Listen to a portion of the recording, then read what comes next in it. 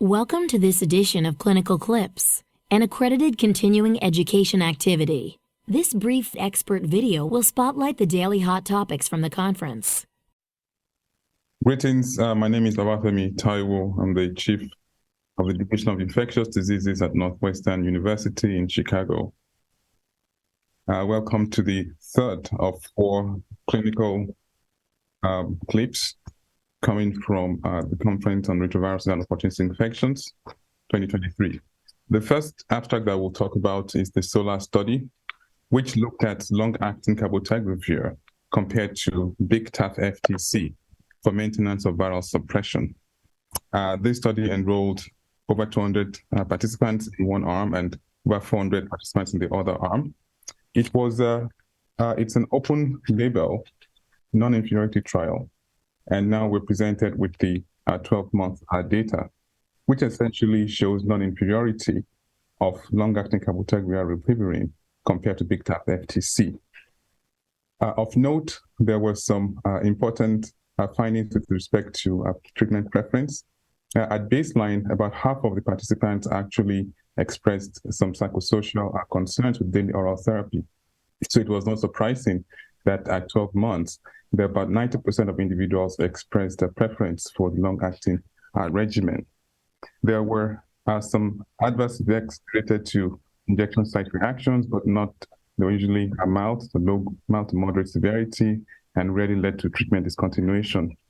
And so overall, this is an important study that presents an option for patients who may be considering therapies other than daily oral treatment for their HIV infection.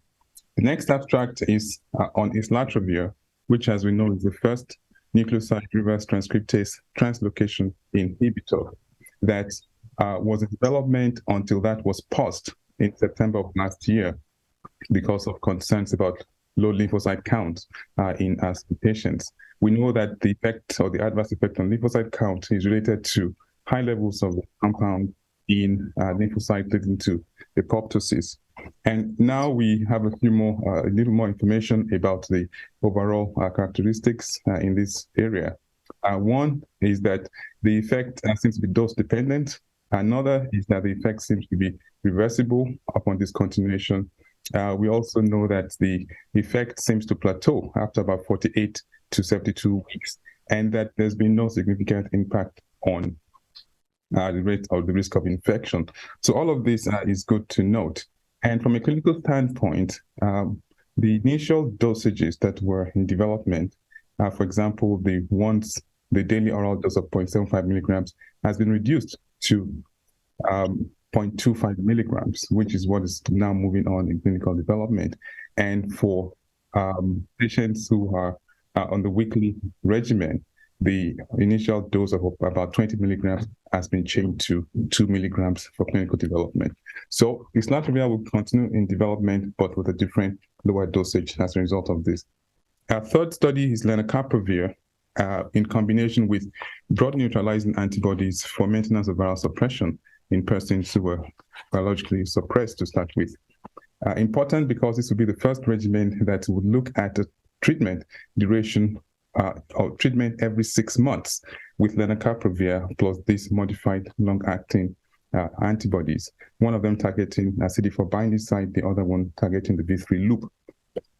In this early phase 1A study that enrolled only 20 participants and used 2 doses of one of the monoclonal antibodies and ensured that all the participants were susceptible to both antibodies. So very carefully selected patient populations. In fact, the patients were very well controlled. In studies now, in the study, we now have data, of course, in the first 26 weeks, so about 6 months, showing that 18 out of 20 individuals remained on study and biologically suppressed. One individual who was suppressed got out of the study at week 12, and only one individual actually had a virologic rebound. And that individual who had virologic rebound, really that occurred without any association with a low drug level. So it's unclear exactly why rebound occurred in this patient, but it did occur. Overall, very exciting results, and does suggest that this might be, this is a promising 3-drug approach for maintenance of viral suppression using lenacapavir and two broadly neutralizing antibodies, but dosed every 6 months. And the last study we're going to look at today is a study that interrogated weight loss and metabolic changes in the context of switching from dolutegravir TAF FTC to dolutegravir TDF FTC. The study was conducted amongst patients who were in the advanced study and were transitioned to a new study called Characterize. The difference is that in Characterize, this occurred after everybody in advance had been switched to dolutegravir TDF FTC.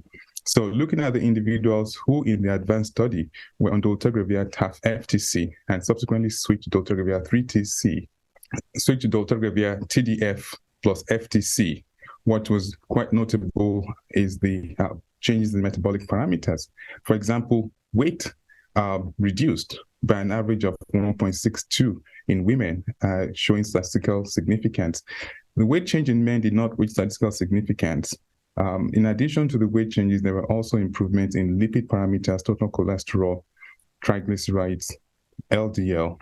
Even glucose improved, A1C improved. So a number of metabolic parameters improved after switching patients from TAF to TDF in the advanced study and Characterized study subsequently. So again, tells us a little more information about the metabolic attributes of TDF compared to TAF. So thank you for joining us on this third of 4 clinical clips. Please remember to go to the landing page where you can access slides and also access other episodes of the clinical clips. We hope you found this activity useful and educational. To receive continuing education credit and to download your printable certificate, please return to the activity webpage and click on the Claim Credit button associated with today's clinical clip.